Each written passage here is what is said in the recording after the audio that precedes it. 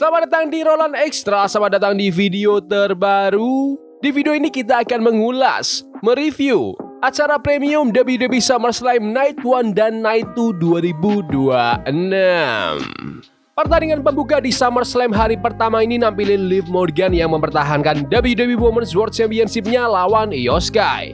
Di awal-awal match, Io sempat megang kendali lewat kombinasi serangan strike sama aksi-aksi udara, tapi Liv berhasil ngebalas momentum setelah ngebanting Io ke barikade dan mulai nguasain ring.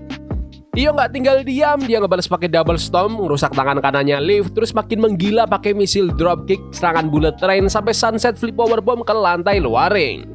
Pas match makin panas, Roxanne Perez ngalihin perhatian wasit dari pinggir ring, bikin Raquel Rodriguez punya kesempatan buat ngecok slam Io. Liv coba manfaatin momen itu, tapi cuma dapat 2 hitungan. Io berhasil bangkit terus ngejatuhin Liv ke arah Roxanne sama Raquel, sebelum akhirnya kasih moonsault spektakuler ke arah mereka bertiga di luar ring. Pas balik ke dalam ring, Liv nge-spike Io pakai head scissors, tapi Io langsung ngebayar tuntas pakai Spanish Fly yang hampir aja bikin dia menang. Dua-duanya saling tukar momentum lewat serangkaian counter. Io sempat ngelancarin jurusnya Liv sendiri, terus Liv ngebalas pakai Codebreaker, habis ngindarin moonsaultnya Io. Di detik-detik terakhir, Io ngasih German suplex di apron sebelum mereka berdua makin gila-gilaan saling counter di dalam ring.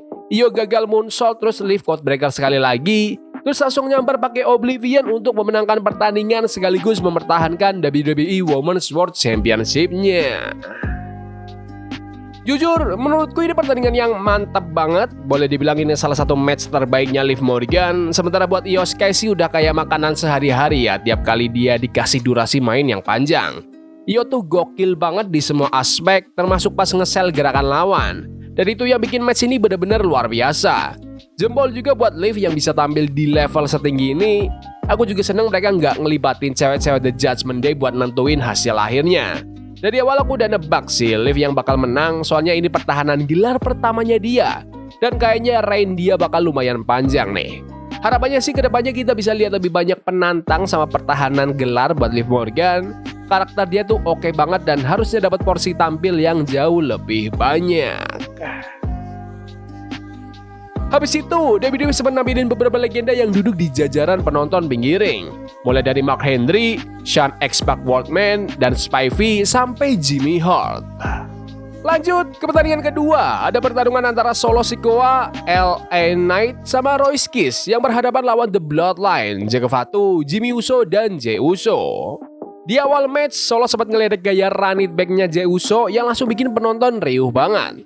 The Bloodline sempat menguasain sebagian besar awal pertandingan dengan cara mengisolasi Solo, sementara Jey sama Jacob terus menahan Solo supaya nggak bisa tag ke teman-temannya.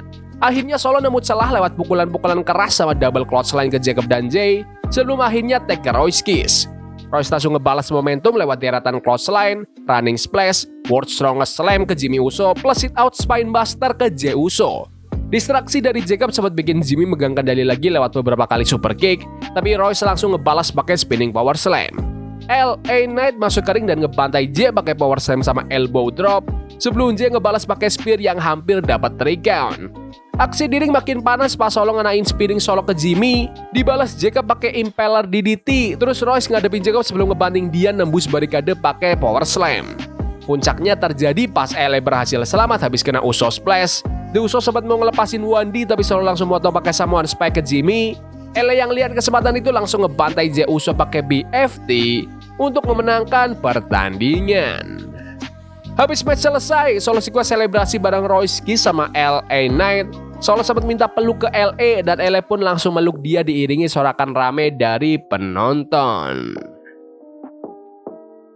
Ini pertandingan tag team yang seru dari jajaran para veteran yang berbakat, bikin tim LA Knight jadi babyface yang terus-terusan kena gemburan sepanjang match tuh formula yang pas. Sampai akhirnya Solo Sikoa masuk buat ngebantu LA ngalahin Jey Uso dan ngambil kemenangan. Aku suka momen pas Royce Kiss nangkap Jake Fatu yang lagi lari terus ngebanting pakai power slam nembus barikade. Itu bukan gerakan gampang loh, tapi Royce bisa eksekusi dengan sangat rapi dan aman. Menurutku, kombinasi tim babyface LA, Royce sama Solo dapat banget chemistry-nya, dan keputusan buat menangin mereka itu udah paling benar. Ya memang bukan match yang luar biasa banget sih, tapi secara keseluruhan, ini pertandingan gulat yang solid dan asik banget buat dinikmati. Pertandingan ketiga di Night 1 SummerSlam nampilin pertarungan antara Gunther lawan Nick Aldis. Di awal-awal match, Gunther langsung nguasain jalannya laga, tapi Aldis gak tinggal diam. Dia ngebalas pakai deretan pukulan sama suplex yang sempet dapat 2 hitungan. Aldis sempat coba ngunci pakai Kingsline Cloverleaf dari awal, tapi Gunther berhasil lolos dan malah benturin Aldis ke tiang ring. Gak cuma itu, Gunther juga sempat ngelontarin ejekan ke arah istrinya Aldis, Mickie James, sama anak mereka Donovan yang lagi nonton di pinggir ring sambil terus mendominasi match. Aldis mulai ngebalas pakai backbreaker dan berhasil lolos dari kuncian standing sleeper dengan ngebanting Gunther ke turnbuckle. Meskipun Gunther sempat balas pakai clothesline, Aldis berhasil bangkit lagi dan ngelancarin serangan balik, running power slam plus 2 kali elbow drop dari tali atas ring. Aldis habis itu berhasil ngunci Gunther pakai Kingsline Cloverleaf dan nyeret Gunther ke tengah ring, tapi Gunther masih bisa ngeraih tali paling bawah buat maksain break. Di detik-detik terakhir, Gunther berhasil ngindari percobaan kuncian dari Aldis terus kasih belly to black suplex yang langsung disambung pakai powerbomb. Gunther nambah penderitaan Aldis lewat serangan elbow strike sebelum akhirnya ngunci pakai sleeper di atas kanvas. Aldis sempat berjuang keras buat berdiri, tapi Gunther nahan kunciannya dengan kuat untuk memenangkan pertandingan. Habis match selesai, Gunther langsung ninggalin ring, sementara Nick Aldis tetap berdiri di dalam ring dan dapat standing ovation dari para penonton. Mickie James sama anak mereka, Donovan, masuk ke ring buat ngerayain momen itu bareng Aldis. Dan mereka bertiga pose bareng sebagai satu keluarga diiringi tepuk tangan meriah dari penonton. Menurut gue ini pertandingan yang keren. Keduanya nampilin teknik gulat yang luar biasa dan mereka pintar ngebangun momen-momen besarnya. Penonton mungkin belum pernah lihat Nick Aldis gulat di WWE sebelumnya, tapi anehnya gerakan-gerakan besar dia berhasil bikin penonton bersorak heboh, dan itu keren banget buat dilihat. Gunther sendiri selalu aja bisa nampilin match yang luar biasa tiap kali dapat kesempatan main, dan Aldis benar-benar mampu ngimbangin itu di match pertamanya di WWE. Aku juga seneng banget Aldis bisa dapat momen emosional itu bareng istrinya. Harapannya sih Aldis bisa jadi pegulat full time di WWE, bukan cuma sekedar jadi general manager SmackDown aja. Dia masih jago ngomong di mic dan gulat di level tertinggi buat beberapa tahun ke depan. Jadi menurutku kasih aja dia kesempatan itu. Nick Aldis benar-benar udah ngebuktiin dan layak. Pertandingan keempat di Night 1 SummerSlam ngeduain Nikki Bella, Brie Bella, dan Paige lawan Fatal Influence yang isinya Jessie Jane, Fallon Henley, dan Lani Reid. Brie Bella ngawali match dengan mantap lewat deretan tendangan keras sebelum akhirnya Fatal Influence ngambil alih kendali. Jessie ngelanjutin dominasi pakai cannonball ke tangga ring yang bikin Fatal Influence berhasil mengisolasi Brie. Nikki Bella akhirnya masuk ke ring buat pertama kalinya setelah lebih dari 4 bulan absen dan dia langsung ngebalikin momentum. Paige berhasil menetralkan Fallon di luar ring sebelum Nikki ngelancarin Rack Attack 2.0, tapi Jessie langsung ngebatalin pinfallnya. Fatal Influence balik ngebales pakai kombinasi double team neckbreaker sama suplex ke Nikki, tapi giliran Paige yang masuk ngebatalin cover. Di detik-detik akhir, Fallon ngalihin perhatian Paige, Jessie Jane langsung manfaatin momen itu, daratkan serangan sikut rolling ankle ke Paige untuk memenangkan pertandingan.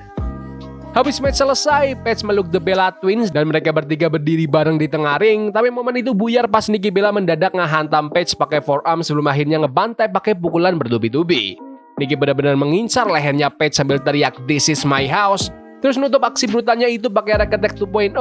Habis itu, Nikki langsung ninggalin ring bareng Brie. Menurut gue ini pertandingan yang biasa aja sih. Mereka semua udah kerja keras, tapi kelihatan banget kalau pertandingan ini agak kurang pas alurnya. Bisa jadi gara-gara Brie Bella kena cedera bahu kanan yang beneran, yang kemungkinan ngerusak beberapa spot yang udah direncanain. Kasian juga sih sama Brie, apalagi pas dia kena bantingan keras ke tangga ring itu. Ya walaupun belum tentu cederanya pas di situ, tapi tetap aja kelihatannya sakit banget. Nikki Bella sendiri kelihatan oke dan tajam di match kembalinya ini. Keputusan buat memenangkan Fatal Influence sudah paling bener karena mereka kan talenta yang lebih muda. Ya walaupun umur Paige juga nggak beda jauh-jauh amat sih dari mereka. Nah, terus soal aksi heel turn-nya The Bella Twins, Nikki kan turn heel di pertengahan tahun lalu juga ya kalau nggak salah. Jadi kayaknya ini udah jadi tradisi pertengahan tahun buat dia deh. Overall, aku sih nggak begitu kaget sama twist ini. Masuk ke pertandingan perebutan Undisputed WWE Championship antara CM Punk lawan Cody Rhodes. Di awal-awal match, keduanya saling tukar kendali. Punk fokus ngerusak tangan kirinya Cody, sementara Cody ngebalas dengan ngerusak lutut kiri Punk yang emang lagi cedera. Cody berkali-kali ngerjain kaki itu pakai Dragon Screw Leg Whip, serangan lutut sampai kunci-kuncian. Tapi Punk tetap terus ngebalas pakai kombinasi pukulan, Bulldog plus elbow drop dari atas tali ring. Pas match makin sengit, Cody berhasil daratkan Cody Cutter, disaster kick sampai super Cody Cutter, tapi Punk masih bisa kick out. Punk sempat ngebales pakai kuncian Anaconda Vice sebelum akhirnya Cody ngeraih tali ring. Cody sempat ngasih crossroads tapi Punk tetap masih bisa bertahan. Punk gak mau kalah dan ngebayar tuntas pakai go to sleep, tapi Cody juga masih bisa bertahan. Aksi panas ini sampai meluber keluar ring di mana Cody ngebanting bahunya Punk ke tangga ring. Punk berhasil bangkit lagi dan kasih go to sleep, tapi Cody masih sempat ngeraih tali buat ngentiin hitungan wasit. Punk terus bawa Cody ke atas meja komentator dan majat ke atas tali ring buat ngelancarin elbow drop, tapi Cody keburu ngehindar bikin Punk langsung jatuh ngeremukin meja. Pas balik ke dalam ring, Cody coba ngelancarin top rope Cody Cutter, tapi malah nggak sengaja nabrak wasit sampai jatuh keluar ring. Punk langsung ngebalas pakai go to sleep, tapi Cody tiba-tiba nyamber pakai crossroads yang bikin Punk terpental keluar ring sementara wasitnya masih pingsan.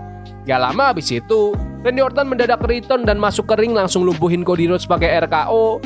Punk yang balik ke ring langsung nambahin pakai go to sleep sekali lagi. Wasit yang udah siuman pas waktunya langsung bisa ngehitung pinfall, ngebikin CM Punk mengalahkan Cody Rhodes sekaligus mempertahankan Undisputed WWE Championship miliknya.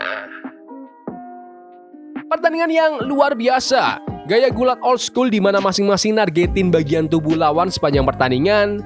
Gak heran sih kalau ini jadi match paling lama di SummerSlam hari pertama ini. Momen kuncinya ada di pas wasit kena tabrak yang jadi celah buat Randy Orton return, dan RKO dari Orton ke Cody inilah yang bikin Cody harus rela kalah di pertandingannya. Ini udah jelas banget bakal mepetin kembali perseteruan antara Cody sama Orton. CM Punk juga keren banget nge-sell cedera lutut kirinya sepanjang match yang emang jadi bagian besar dari alur ceritanya. Ya walaupun mungkin nggak segokil match CM Punk versus Roman Reigns di WrestleMania atau matchnya Cody lawan John Cena di SummerSlam tahun lalu, tapi tetap aja ini match yang sangat memukau dari dua pegulat terbaik di WWE saat ini. Kemenangan Punk sendiri udah sesuai dugaan sih, soalnya dia baru megang sauk itu kurang dari sebulan, jadi title reign-nya dia pasti bakal berlanjut lumayan lama nih. Waktunya main event. Pertarungan Hell in a Cell match antara Obafemi lawan Brock Lesnar. Oba ngawali pertandingan dengan sangat agresif sebelum Brock ngebalas pakai deretan German suplex. Aksi panas ini cepat banget meluber keluar ring, di mana Oba ngebanting Brock ke kurungan besi, sementara Brock manfaatin tangga ring buat ngambil alih kendali lagi. Oba habis itu ngebawa meja ke dalam pertandingan dan ngelempar Brock ngeremukin meja itu ke arah dindingan kurungan. Pas balik ke dalam ring, Brock terus ngebantai pakai German suplex, pukulan kursi plus suplex berkali-kali ke atas kursi. Oba berhasil bangkit ngebalas pakai spine buster, beberapa kali running uppercut, choke slam dan fall from grace. Tapi Brock masih bisa bertahan.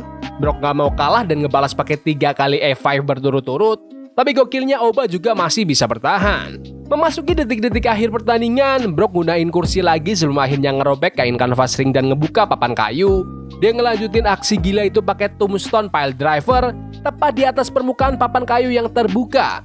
Tapi Oba masih tetap bisa bertahan.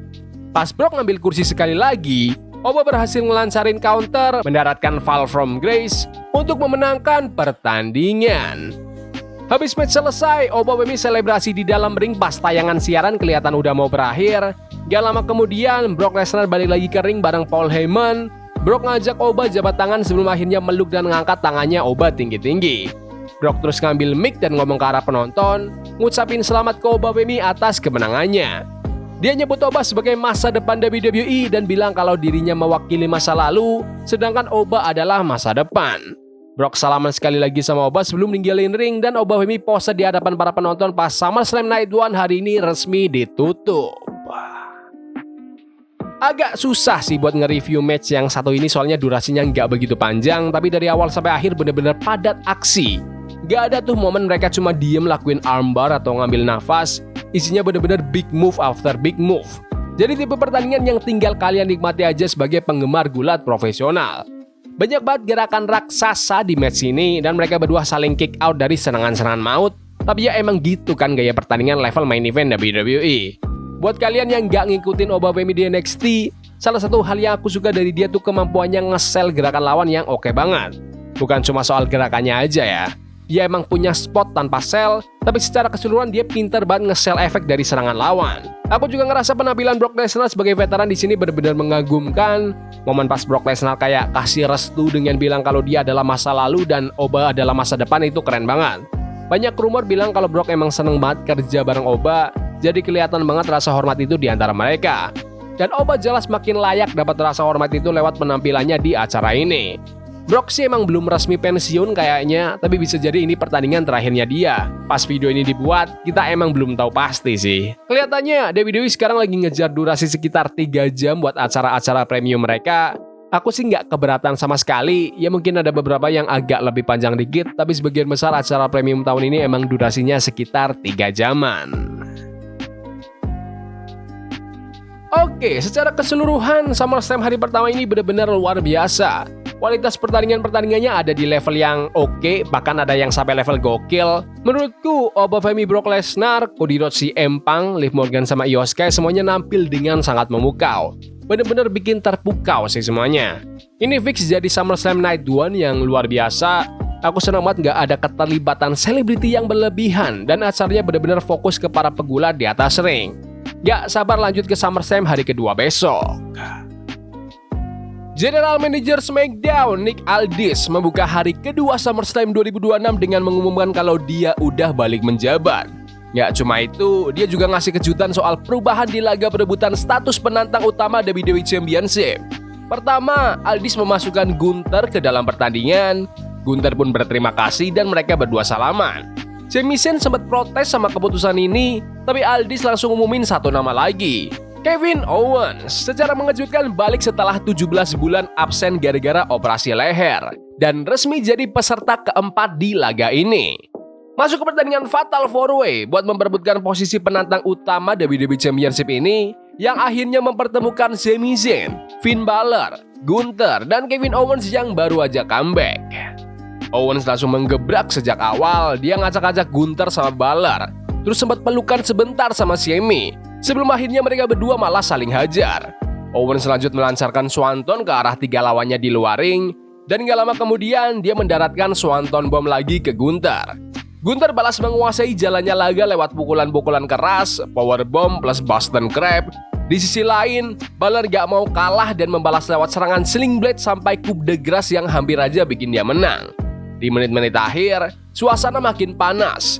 Gunther, Balor, Owens, dan Sami sama-sama nyaris menang lewat jurus andalan masing-masing. Tapi akhirnya, Owens menahan gerakan Sami pakai super kick, lalu mendaratkan stunner maut untuk memenangkan pertandingan. Kevin Owens resmi menang dan jadi penantang utama baru buat WWE Championship. Laga Fatal 4-Way yang seru banget. Kalau dikasih durasi lebih panjang, ini bisa jadi laga klasik sih. Tapi ya emang dari awal, konsepnya bukan ke situ, melainkan fokus ke momen kemenangan besar Kevin Owens setelah sekian lama absen. Welcome back Kevin Owens. Lanjut ke laga perebutan United States Championship yang menyajikan pertarungan antara Trick Williams yang didampingi Liliati melawan Baron Corbin. Pertarungan langsung bergulir panas sampai keluar ring. Trick sempat mengeluarkan meja sebelum akhirnya Corbin mengambil alih kendali lewat serangan-serangan keras di sekitar ringside. Pas balik ke dalam ring, Corbin masih mendominasi sampai akhirnya Trick bangkit dan membalas pakai bookend, dilanjut Death Valley Driver yang nyaris membuahkan hasil. Liliati juga berulang kali ikut campur. Dia sempat mau pakai kendo stick, tapi apesnya malah ketabrak Corbin sampai jatuh nembus meja di luar ring. Di satu wasit lagi terdistraksi sama kejadian itu, Corbin memanfaatkan situasi buat mukul Trick pakai sabuk gelar, langsung disambung dengan bantingan End of Days untuk memenangkan pertandingan dan resmi jadi juara baru United States Championship. Laga ini lumayan solid tapi yang gak yang spesial-spesial amat. Trick Williams sama Baron Corbin memang bukan tipe pegulat yang terkenal selalu menyajikan laga fantastis, tapi mereka berdua tetap berbakat dan jago banget membawakan karakter mereka masing-masing. Soal ngerakit meja di luar ring tadi sebenarnya agak nggak masuk akal secara alur cerita, tapi emang sengaja disiapin buat momen jatuhnya Liliati. Ending kayak gini bikin Corbin kelihatan cerdik, kemenangan khas seorang heel. Jujur aku nggak nyangka gelar juara ini bakal berpindah tangan. Corbin bahkan nggak lewat laga kualifikasi buat dapat tiket ke US title, tapi tahu-tahu malah nyabat emas di SummerSlam. Tapi tenang, Trick harusnya bakal tetap baik-baik aja buat masa depan. Masuk ke gelar interim WWE Women's Championship yang diperebutkan dalam laga tangga atau ladder match yang melibatkan Charlotte Flair, Jade Cargill, Tiffany Stratton, Lash Legend, dan Chelsea Green. Aksi cepat langsung menyebar ke sekeliling ring. Tangga jadi properti utama di laga ini, di mana tiap pegulat saling menjatuhkan satu sama lain demi menggagalkan usaha mengambil sabuk. Jet sempat melayangkan Jarrett ke Chelsea tepat di atas jembatan tangga, sementara Les sempat mendominasi durasi pertandingan lewat gaya bertarung yang penuh tenaga. Tiffany membalas pakai backstabber ke Jet dan head scissor yang melempar Les menghantam tangga. Charlotte juga terus menebar ancaman sepanjang laga, berulang kali mencoba memanjat tangga sebelum akhirnya dijatuhkan lawan-lawannya. Memasuki detik-detik akhir, Chelsea coba memanjat tangga tapi mendadak diganggu Bifab dan Michin. Mereka menyerang Chelsea dan meninggalkannya dalam posisi tersangkut terbalik di tangga. Sementara itu, Jet, Charlotte, Tiffany, dan Les masih sengit bertarung di sekitar. Begitu Jet dan Charlotte jatuh bersamaan dari tangga dalam aksi adu jotos terakhir, Chelsea yang udah pulih langsung memanfaatkan kesempatan. Dia manjat tangga, mengambil sabuk interim WWE Women's Championship, dan keluar sebagai pemenang. Chelsea merayakan kemenangannya di puncak tangga diiringi kembang api. Menurutku, para pegulat wanita di laga ini tampil bagus banget. Aku gak bakal bilang ini laga tangga epic yang bakal aku ingat seumur hidup, tapi tetap banyak hal yang menarik yang bisa dinikmati. Beberapa benturan emang kelihatan agak konyol, tapi ada juga bantingan yang benar-benar bikin ngeluh. Bantingan Les Legend ke Tiffany Stratton di tangga deket bakal itu kelihatan brutal banget. Tiffany juga berani ngambil resiko besar waktu jatuh dari tangga keluar ring dan itu nggak gampang. Jujur, aku ikut seneng Chelsea Green yang menang. Tapi ya, aku agak ragu Chelsea bisa mempertahankan sabuk ini kalau Rhea Ripley udah comeback nanti. Lanjut, ke laga Human Manis on a Pole yang mempertemukan Danhausen melawan Dominic Mysterio. Pemenangnya harus berhasil mengambil tas yang berisi uang $100.000 Amerika yang digantung di atas ring. Pertandingan berjalan cukup seimbang sampai akhirnya Jerry McDonagh datang bikin kacau. Dia serang dan halangi Danhausen, bikin pasukan Minihausen masuk ke ring buat halangin Jerry, memicu keributan besar di luar ring. Jerry dihujani berbagai serangan termasuk top rope hurricanrana dan suicide dive dari Torito Hausen yang mengenai Dominic Mysterio. Jerry McDonagh masih terus berusaha bantu Dominic, tapi Joe Hendry tiba-tiba muncul dan langsung hajar Jerry pakai sabetan gitar. Dominic dan Danhausen kemudian balapan manjat turnbuckle buat menggapai tas uang itu. Begitu Dominic udah bersiap memegang tasnya, Danhausen langsung mengutuk Dominic. Seketika ada percikan api meledak. Danhausen memanfaatkan momen itu buat memanjat tiang, mengambil tas berisi Human Manis dan memenangkan pertandingan. Setelahnya, Danhausen bareng sekutu-sekutunya membagikan sebagian uang tersebut ke para fans di pinggir ring. Agak susah sebenarnya buat ngasih review serius di pertandingan ini, soalnya gulat benerannya cuma sekitar 4 menit, sisanya cuma komedi dan kehebohan yang melibatkan pegulat lain. Tapi aku suka Danhausen dan paham kenapa dia dikasih panggung. Aku nggak keberatan sih, konyol tapi anak-anak suka, orang-orang yang emang santai juga pasti menikmati. Danhausen tetap very evil, very nice dan belum terkalahkan di WWE. Tapi tolong banget, jangan sampai perseteruan Danhausen dan The Judgment Day ini dianggap sebagai salah satu view terbaik WWE tahun ini. Tolong move on aja lah. Anyway, nggak kaget Danhausen yang menang. Di sisi lain, agak kasihan sama Dominic Mysterio yang bookingan karakternya di WWE masih belum kelihatan kuat banget, padahal dia udah lama memegang gelar AAA Mega Championship. Masuk ke Penta yang mempertahankan gelar Intercontinental Championship miliknya melawan Chad Gable. Pertandingan dibuka dengan saling lempar rasa hormat sebelum kedua pegulat saling bertukar momentum lewat variasi counter dan jurus andalan. Penta sempat unggul lewat pukulan-pukulan keras dan aksi aerialnya, tapi Gable merespon cepat lewat rentetan German suplex, kuncian submission dan serangan terarah buat menguras stamina Penta. Seiring berjalannya laga, Penta sempat mengincar lengan kiri Gable pakai The Sacrifice lalu disambung super kick, tapi Gable berulang kali berhasil membalikan manuver jadi kuncian mati. Memasuki momen krusial, aksi saling balur serangan berisiko tinggi terus terjadi. Ada German suplex di apron ring dari Gable, dibalas Mexican Destroyer juga di atas apron oleh Penta, plus saling lepas dari kuncian submission. Gable akhirnya berhasil mengunci variasi ankle lock, dipadu heel hook yang memaksa Penta harus tap out, dan Gable pun memenangkan pertandingan dan resmi jadi Intercontinental Champion yang baru. Seusai laga, Penta menyerahkan sabuk Intercontinental Championship ke Gable sebagai bentuk rasa hormat.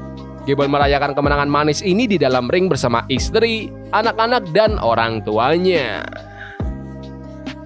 Keren banget! Dua pegulat ini benar-benar berbakat dan chemistry mereka langsung menyatu begitu bel berbunyi. Memang ada beberapa gerakan Penta yang agak kurang pas, tapi ya itu hal biasa yang kadang emang nggak fokus dia. Aku suka sama storytellingnya, Chad Gable yang nahan sakit di tangan, jual rasa sakit itu dengan baik, lalu berhasil bangkit buat mengunci kemenangan. Momen Gable mengalahkan Penta demi sabuk Interkontinental di kota kelahirannya sendiri adalah salah satu pergantian gelar paling bisa ditebak yang pernah ada. Tapi tetap memuaskan. Aku seneng banget buat Gable dan keputusan buat kasih sabuk juara ke dia di laga ini emang langkah yang sangat tepat. Waktunya main event. Mempertemukan Roman Reigns yang mempertahankan WWE World Heavyweight Championship miliknya melawan Seth Rollins. Begitu bel berbunyi, tensi pertandingan langsung melonjak cepat. Pertarungan sampai melebar keluar ring, bahkan makin liar hingga ke tengah kerumunan penonton.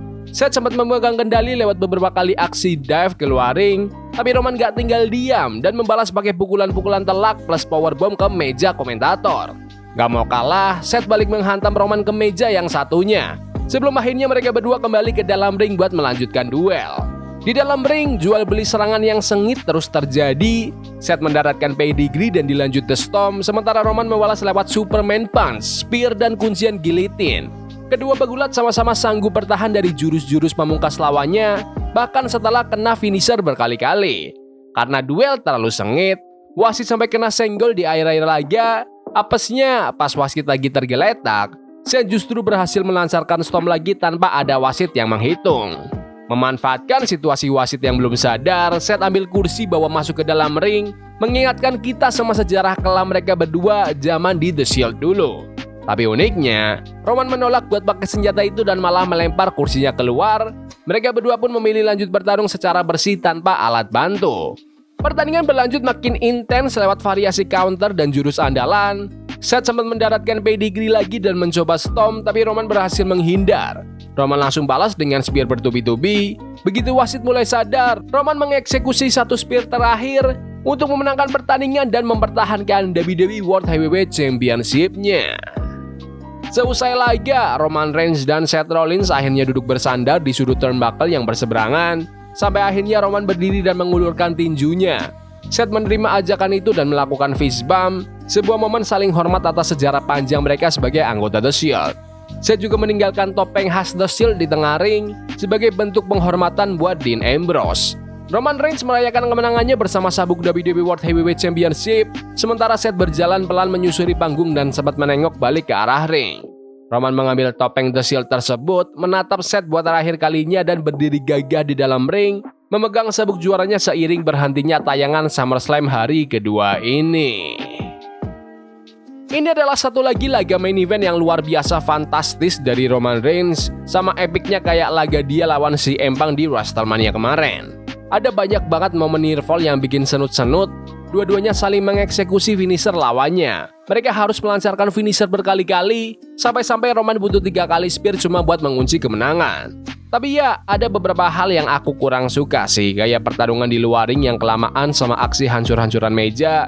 Aku juga agak kurang srek sama adegan wasit pingsan yang terlalu lama, agak konyol aja gitu. Tapi aku paham sih, mereka butuh alasan buat menyajikan drama kursi dan butuh wasit keluaring sebentar. Aku paham kok, cuma menurutku agak kurang perlu aja. Tapi yang benar-benar bikin aku takjub itu respon penontonnya. Dari awal, penonton udah intuit banget dan bersorak histeris di tiap momen nearfall. Bahkan gerakan biasa yang nggak bikin menang aja dapat respon yang heboh banget. Laga keras berat dan mereka benar-benar deliver.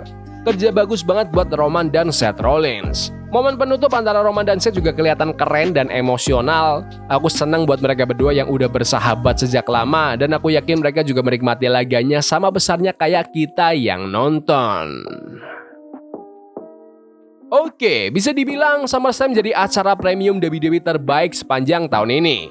Secara keseluruhan, acaranya keren, tapi kalau disuruh milih, aku rasa SummerSlam hari pertama sedikit lebih unggul. Menurutku, momen-momen kurang oke di SummerSlam hari kedua agak lebih berasa dibanding hari pertama. Tapi ya, puncaknya acara di kedua hari ini sama-sama mantap luar biasa. Ini benar-benar kualitas WWE di level tertinggi mereka. Laga utama Roman Reigns lawan Seth Rollins adalah salah satu pertarungan WWE terbaik tahun ini, sekelas sama laga Roman Reigns versus CM Punk di WrestleMania. Mereka benar-benar tahu cara menyajikan pertarungan besar dan terbukti lagi di sini. Penampilan yang luar biasa dari Roman dan Seth. Seru banget ditonton, ditambah lagi dengan banyaknya momen penjelajah waktu yang bikin nostalgia. Aku seneng banget mereka dapat panggung dan laga sebagus itu. Aku juga seneng sama Kevin Owens yang baru balik langsung dapat kemenangan besar. Chelsea Green juga dapat momen terbesar dalam karirnya sejauh ini. Ikut seneng lah buat dia. Dan pastinya Chad Gable yang dapat kemenangan gelar yang sangat layak dan memorable. Satu hal lagi, aku wajib mengapresiasi WWE soal penataan format acaranya. Mereka berhasil mengurangi hal-hal yang kurang penting, laganya dapat durasi lebih pas dan jalannya acara terasa cepat dengan durasi sekitar 3 jam. Mereka bahkan gak banyak muter video recap kayak dulu lagi, yang mana aku suka-suka aja.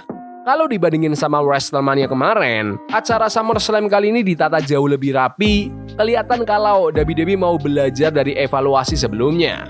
Pokoknya SummerSlam kali ini sukses besar, kerja bagus buat WWE. Tapi menurut kalian gimana SummerSlam tahun ini? Bagus? Gak bagus? Komen di kolom komentar. Jangan lupa tonton video full recap dan review WrestleMania tahun ini, serta subscribe, like, bunyiin lonceng biar gak ketinggalan berita dan update terkini tentang WWE.